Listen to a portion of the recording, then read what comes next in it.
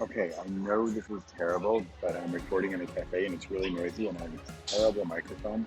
But I really wanted to get this chat with Lee on here. So uh, he and Justin have started, well, a long time ago, started Optimal Living Daily, and it's a daily podcast where they read other people's work. And they read one of mine recently, and I was really intrigued. So the more I looked into it, the more I liked it. I mean, they're doing writing, they're doing reading, they're doing, it's basically like audiobooks. It's all audio, it's all good, it's every day, it's every single day. I mean, need I say more? So it was not hard to believe that I was going to reach out to Lee and try to get him on the phone and have a quick chat. So that's exactly what we did. And you'll just hear what he's doing. It's so exciting for authors, it's exciting for the audio world, and what he's doing is really remarkable. If you think about it content-wise, what they're doing is pretty cool. It's not even their own content. If you think about that, I'm a content machine, and they don't even have their own content, and they're doing awesome stuff. So here is Bradley Charbonneau and Lee Rankinen talking about optimal living daily, as well as optimal finance daily, optimal relationships daily. And you'll hear more and more about it as he talks and as he lets you know what they're doing over there. It's great stuff. It was really fun talking with him. Looking forward to talking with him again. I hope you enjoy the talk with Lee. And I'm kind of the Hemingway 95 pages of crap, and you'll get 5 pages of something better. Yeah. Good and done is better than perfect, and not anywhere close to getting started. So yeah. Yeah, exactly. So yeah, that's definitely my shtick of just Cool. like winging it and seeing what happens. And it's working out. I mean, I've got a bunch of books and a lot of content, and I feel that I get better for it, and so. For sure. I think that's a good mindset. We do the same thing. We're always trying new stuff. I mean, there's always something new that we're trying or thinking about trying or adding to the list of things to try because, truth be told, with all the things that we've done in our business, I'm talking about Justin and myself, most of the time, the things we think are like home run, like great ideas, more often than not seem to flop. And the stuff where we're like, yeah, we'll try it. We don't have high expectations. Those seem to be more successful at a higher rate for whatever reason. Isn't that weird? I have very similar. I think, oh, this is going to be my best book ever or best whatever ever. And it's just a bomb. I think you're just not understanding me. Yes. Yep. Totally get it. Wow. Yeah. Hey, so can we back? So just for the record here, I met you through your podcast where you and of course this is all I know about you, so you'll fill me in the details, but I just found it, I mean, I could give you all kinds of adjectives, but fascinating, and it connected, it resonated with me so like deeply. I was kind of shocked. And so just for the record, to throw it out there, what I know of you is that you have several podcasts, I don't know if this, and you can elaborate, where you are reading aloud people's work, people's writing. It's sort of like an audiobook narrator, but then just for an article or a post. And then, so correct. You read, or actually your wife read one of my pieces, and it was a very touching piece. I mean, it was about my dad, and it was at his funeral and everything. So for me, it's very personal. But well, I'm sure that added to it. But then having her read it, I mean, I don't know. It was just like, it was just magical. It was just, wow. I was just so impressed. So there you go with a bad introduction of you, because that's all I know. But I think that's an interesting introduction because that is all I know. And so now I want to hear more. So introduce yourself to me as well as anybody listening. Yeah, so I am Lee Rankinen. I am a co-founder of Optimal Living Daily, which is our little podcast network. We have 5 different shows. They're all in different niches. So Optimal Living Daily covers personal development, minimalism, pretty much anything we can find that we think might improve your life, improve your mindset. Every episode is 10 minutes or less on average. There's a few that creep a little higher, but the average episode is about 10 minutes. Optimal Living goes 7 days a week. It's been going since December of 2015 with not a single day off. So consistency is key. We just crossed over 1,400 episodes. Okay, I'm going to interrupt you there because go we were briefly talking, and we were both talking about how, well, you just said consistency is key, because I started writing a post every day on November 1st, 2012. Wow. And, it's almost November. So that's almost 7 years. Okay, That's so amazing. I rarely meet people who are so persistent. So continue, I'm thrilled. Yeah, and again, like that's the number one feedback I feel like I give to people all the time when they're asking, just career advice, life advice. I'm not an expert in any of that by any means, but it seems like in just about every facet of life, and especially business and trying new things, you just got to be consistent, because like the incremental gains of just doing something every day consistently over a long period of time, it's amazing. Like if I was to go back and listen to our early episodes to where we are now, to me it sounds like night and day.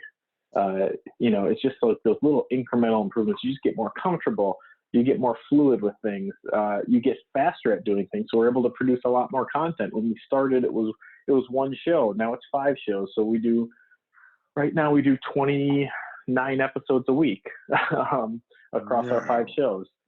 So, not all 5 shows are 7 days a week, right? I think I gathered. Correct. Yep. So just Optimal Living Daily, 7 days a week. Optimal Finance Daily, we just started last weekend as our first week of going a full 7 days. So that one had always been weekdays. Optimal Health Daily, Optimal Business Daily, and Optimal Relationships Daily are all 5 days a week. May or may not add. Yeah, exactly. May or may not add, Optimal Finance Daily has been our second biggest show for a long time. And we had some requests from listeners like, hey, if you guys are able to produce more content and get more content out to it, we will listen to it. So we're trialing that right now. And like we had talked about earlier, we just like to try things and see what happens. If we try this and it works, great. If the workload becomes too much or the listens just aren't there for the weekend episodes, we'll adjust and modify that. So I have to ask, I mean, the reason I also wanted to connect with you is that I am an audio, lover, audiophile, I love audiobooks. I love listening to them. I love narrating them. I love recording them. I love producing them.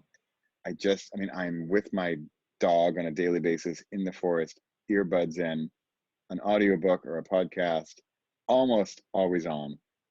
And I feel, and I know there's research and studies and science to prove all this, but it enters our brain and our memories in a different way than other media, right? Than reading a book or watching a movie or even having a conversation where you're looking at a person and talking and hand gestures and facial expressions. And so all you have is the audio. So you have to visualize the other stuff. And I think that combination is just, a beautiful thing. But of course I'm biased. I love it. Not everybody does. Some people yep. They prefer video, or no, give me the book. I don't understand anything until I read the book. I'm almost the opposite. I'm like, it's not really going to sink in until I hear it. So I just love it. So how did this come about? I don't get it. How did you just start?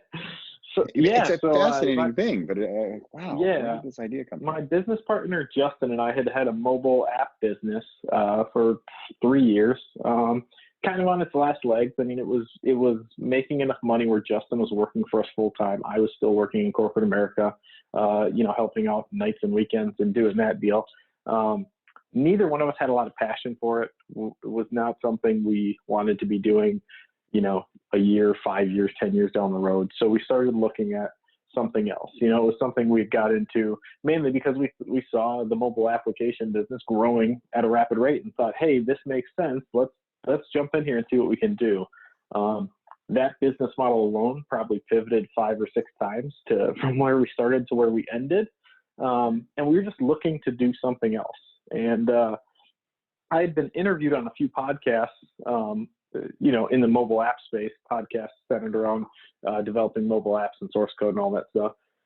And that was my first introduction to podcasts. I mean, I knew what they were, but I'd never spent any time listening to them. And I was doing some preparation to be interviewed by these shows. So I was checking out podcasts, and then I just kind of dove into that world. And I'm just like you. I love audio. I will actually prefer listening to audio, like at the end of the day, rather than read a book, or rather than watch any type of video entertainment. I love audio. I like being able to either do something else while I'm listening. So whether that's working out, going for a walk, cleaning the house, anything, or I really enjoy just being able to like lay down at the end of the night and throw in some earbuds and just kind of relax and close my eyes and just actually consume the content. So I was all in from day one. I mean, I listened to a crazy amount of audiobooks and podcasts just about every day.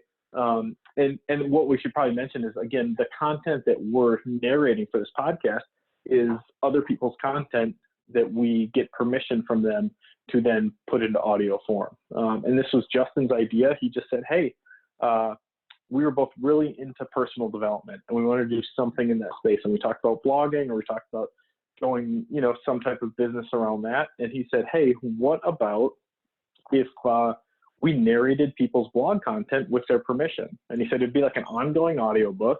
We could do it daily. It'll be short episodes, and we'll just feature as many different authors as are okay with it. We got really fortunate early on. The Minimalists, who have a very large following, were the first ones to say, yes, you can narrate our content. Shortly thereafter, they launched their Netflix documentary, which I think was the largest either documentary or independent documentary launched in 2016. They launched their podcast shortly after. Then they asked Justin to just re-narrate their audiobooks. So all of their audiobooks have Justin as the narrator. So all of this happened in very quick succession. And we're very, very, very thankful for, Joshua and Ryan for kind of taking that leap of faith and letting us do this. Because at that point in time, it was just an idea. We didn't have any other social proof. We had nothing to show them.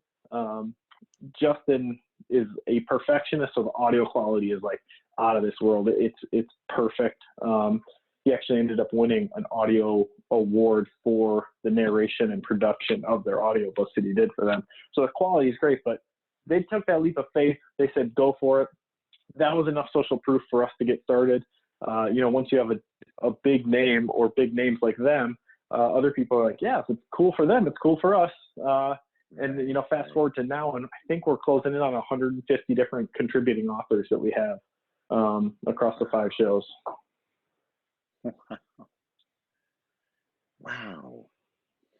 It's really, I've never even heard of such an idea. That, I mean, yep. if you think it's about simple, it, right? it is simple, but to come up with that idea, I mean, even you're telling me the idea. I understand the words you're saying, but I still think, how did you guys come up with that idea? Let's read other people's content. I really like the less than 10-minute thing. That's great, because there are, in fact, podcasts, it depend. Well, back to the sort of the podcast and audiobook topic. I'm currently writing a bunch of short stuff. I'm doing. In fact, just today I just published a book. I think it's like 23 pages. And of course, audio nutcase that I am, I did the audiobook too. And there are lots of new options for audiobook distribution just really recently too. It's not all only, I don't know how much you know about the audiobook world, but it's not only ACX and Amazon and Audible anymore. There's really some other players that are doing some fun stuff and let you play around with pricing more and promotions. And so that's why, because if I have like this short audiobook of mine, I'm selling it for 99 cents. It's literally 14 minutes, right? And so, but for me, I also try to produce what I think I, as a consumer, would enjoy. And that's why I appreciate your less than 10-minute thing, because that's just I'm heading to bike into the supermarket. I know it's like 10 minutes. Well, if I start some 52-minute podcast, I may or may not remember where I was or whatever. And this is like, ooh, I can get this done and get one little nugget.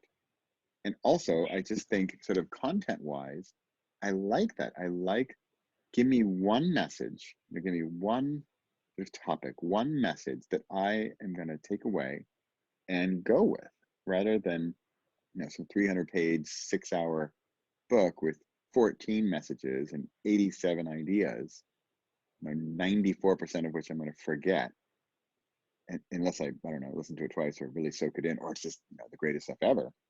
But which happens, of course, but I think the majority is, like just information overload, and wow, this is long. And I'm old school enough to love reading big, thick books in paperback and sitting down and cozying up with a long book. That is awesome. I'm not, just, I don't have an attention span of a gnat. I'm not that. But I like the short stuff too, because it's just snappy and fun. Yeah, and I think what it does too is it lowers the barrier to entry for a potential listener, right? And I think that's what you're doing with your short book too. Like, that makes so much sense to me, because like, if I'm coming across you for the first time as a potential reader, and you have a 500-page book, or you have a 23-page book, and I'm like, okay, do I want to? Everything I've seen from Bradley, I really like. I like his writing. I've been on his website.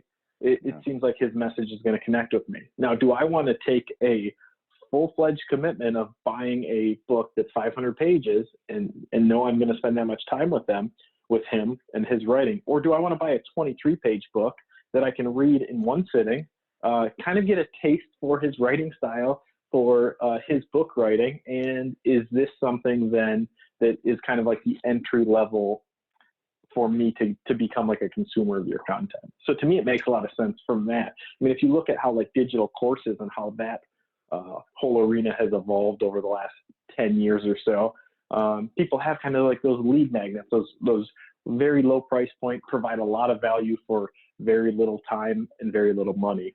And it kind of gets the consumers in the front end, make sure they're comfortable with that person, that product, that message, and then they can move them on to a little more. So, well, it's funny you mentioned courses, because of course I create courses too, because I'm a creation machine, but addicted.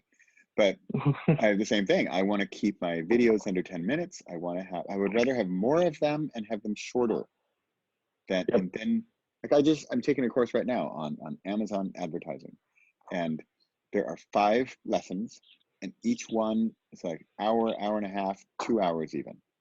And I think for purely organizational sake, I can't keep track. I'm like, okay, where was that bit about XYZ? Was that like lesson 2 halfway through? So I've got to scroll through, and especially in the nonfiction help coaching, teaching world. I want to refer to something. I want to be able to find it. I'll happily re-watch the 8-minute video about topic XYZ. Oh yeah, that's what it was again. Now I remember. Whereas if I got to scroll through the hour and a half thing, then I'll do it if I'm dedicated enough to go dig for the information. But it's just the shorter. I think you're right. Just like that focus and clarity of shorter form, and just as a content creator, you have to be like so much more direct with your messaging, right?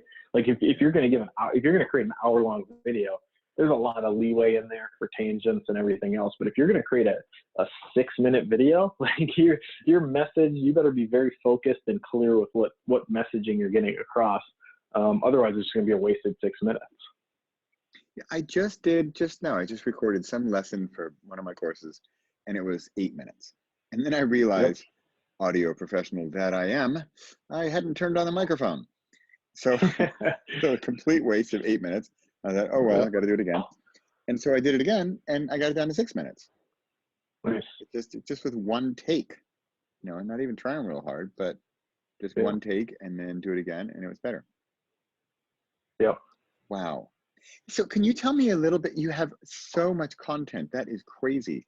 There's got to be just a huge variety of. Do your authors help promote the podcast, or it probably varies widely?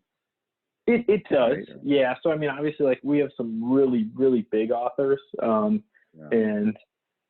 usually the bigger they are, the less they promote. And again, through no fault of their own. I mean, really, to be honest, if you're a massive author, their audiences are so much larger than ours would ever be. That it was,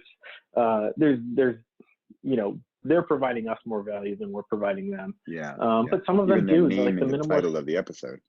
Exactly, right. Just having some search with their names on it. But there are people that have done it, like the Minimalists. They promote us a ton early on. I mean, they really, really helped us get off the ground. So there are exceptions to that rule.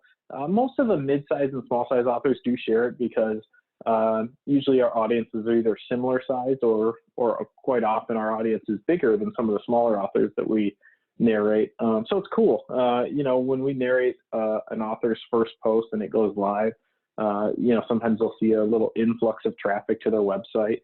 And then they'll reach out right away and say, hey, I just saw, I was wondering when my episode was going to go live, and I just saw, the influx of traffic and found the web page that with the player and the show notes and all that. So yeah, it's growing. I mean, I think probably on average, we probably add about 10 new authors a month at this point. We get a ton of people reaching out to us to narrate their content. So we got to go through that.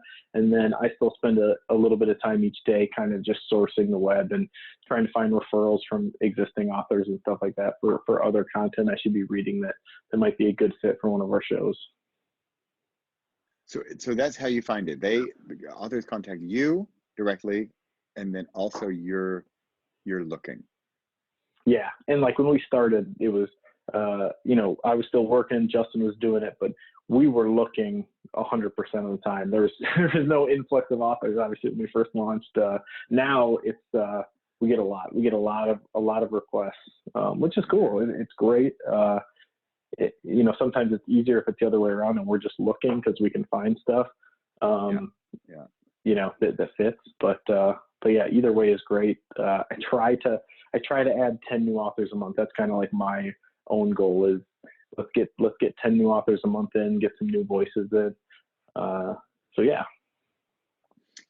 So I'm just thinking out loud here, and again, because we're both audio fanatics, but I wonder if this would probably get into licensing issues, but I was thinking, I wonder if like bunching or grouping certain episodes together as an audio book would be interesting, or you've probably thought about this already. Yeah, again, like you said, licensing and stuff, like we don't really want to, we don't own this content, and we make it very clear with all the authors, we're narrating it with your permission, we're putting it out there. We are monetizing via advertising, but to go and like sell their content in audio form, that would be a tough sell, I think, for most people. Yeah, and maybe not even much of a sell, because I mean the whole the way podcasts work, I just love the ease of use. Yep. It's delivered to your phone on a whatever, regular basis, and it's there. Yay, press play. And that's it. It's so simple. And I love the whole serial aspect of it, or whatever it is, weekly. And it's just magically appears. It's even easier than a book reading, right? A book, yep, it's an e-reader or a paper book. I can put it on the nightstand, and I know what page I'm on. And if I don't dog ear my page, but it falls on the ground, I gotta go figure out where I was. I mean, luxury problems we're talking about here. But, exactly. But just the way podcasts work, I think they're just a fantastic medium for so many things, and just like the weekly dose, or with you in your case, the daily dose of this sharp, focused, less than 10-minute, read by what I consider professional narrators. You guys do an awesome job, I thought. We enjoyable appreciate experience. that. Yeah, and the cool thing, one of the things that a lot of our authors have done, I shouldn't say a lot, a good handful of them have done, is they'll actually take the podcast player for each episode, and they will embed it right on their site for those posts. That way they're just giving their audience, if you go to their site and say, hey, like you can read this article or you can listen to it right here in audio form. So it's cool for us because it gives more exposure to the podcast. It's good for them as well because if somebody's going to sit there and listen to the podcast on the page, it's going to increase their length of time that's spent on that page. So it's good from a Google Analytics perspective, a SEO perspective for them on their own site. So that's another cool thing people have been doing with audio. Come across quite a few sites where people are doing it themselves as well, where they're narrating their own blog posts and then just giving their listeners or readers the option to do either or. Yeah, I've seen that some too. I think I've seen some, I think they're like robot read as well on certain sites, like Medium. Yep. I don't know if that was robot read or what, and they say, do you know of Joanna Penn? Does she ring a bell? I did. Nope, does not ring a bell. Okay. Fiction author, but also nonfiction author, and she's big into AI and the future of everything. And she talks a lot about how the robotic reading is just getting better and better, and yep. the future of that is interesting. And I'm really curious. Well, especially you guys must be curious about the future of that. Yep. Because those robots taking your job. But I don't know. I think we got a ways off where a robot's going to be able to know the intonations and the pauses and the human aspects of what a real performance is. Agreed. And again, it comes down to like that connection too, because especially if you're listening to stuff that is having an impact on your life, is it as impactful if it's robot read? Right. And part of our show is there is an intro and outro. So there is a connection between each of our narrators and their audiences. If Justin mentions something on the show about his life, we'll get like a crazy influx of emails about people reaching out and, wishing him the best So that audience, that relationship with the audience has really been built. We've definitely looked at that, and we were concerned about it early on as far as like the AI goes, because it could totally just replace us. But I think, the hardcore audience for our podcast, they're there for the content, but they're also there because of like the relationship that they built with the shows and with the hosts of the shows. Yeah, I get it. Well, I think we've got a few more years at least where we're safe. Based on what I've heard, I think you're right. Yeah, it's still, you can still kind of tell. I've heard some like commercials and stuff that I know are done by a robot, and yeah, you can just kind of tell. Right. But it is getting better and better. It is. It really is. Wow. Hey, I know. So speaking of time and having condensed episodes and stuff, I think I could talk with you for hours about all things audio. But how can I help you? What are you looking for? How could I help spread the word? What's your sort of ideal content you're looking for, or what would you say to authors? Because I work a lot with authors. What are you looking for? How could they help you? How could you help them? Yeah, I mean, really, all we're looking for is more great content to share with our audience. Again, whether you have 5 followers or 5,000 or 5 million, good content is good content. We always find it really gratifying when we find some authors who maybe aren't as well known, but are really good writers, and they just need some more exposure. They just need to get in front of more people. Maybe marketing is not their thing, but content is. So we love doing that. And then, promotion wise, it's great. I mean, there's nothing better for us than somebody finding value out of our podcast and then sharing it with their audience, sharing it with their friends, their family. When we have a Facebook group, and when people join, we just ask them a couple quick questions. Where did you find out about the show? And how did you start listening? And a very good percentage of those are just literally recommendations from family members or friends. So, I think we're all kind of like that, where if a family member or a close friend is like, hey, this is something that I'm consuming that I'm really enjoying, I think you should check it out. You're probably much more likely to do it. So, yeah. Can you list you had 5 podcasts now, right? We do. Yep. Can you list those again? Yep. So Optimal Living Daily, again, personal development, minimalism. Optimal Finance Daily, anything around personal finance, frugality, investing, retirement, anything on those topics. Optimal Health Daily, again, diet, exercise, nutrition. Justin's brother actually hosts a show, and he's a PhD in public health and a registered dietitian and nutritionist, personal trainer. So, he's got the credentials to do it. So he actually on Fridays does Q&A episodes with listener questions and provides his own feedback on those. Wow. Yep. And then, so that's been cool.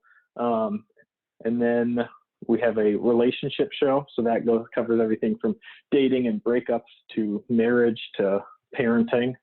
And then we have a business show, which covers all things business, entrepreneurship, career advice.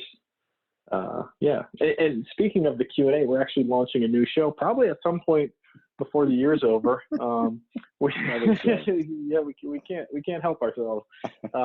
But you guys need to get help. We do. Wow. And one of the authors that we've narrated for probably a good year now, he's a certified life coach.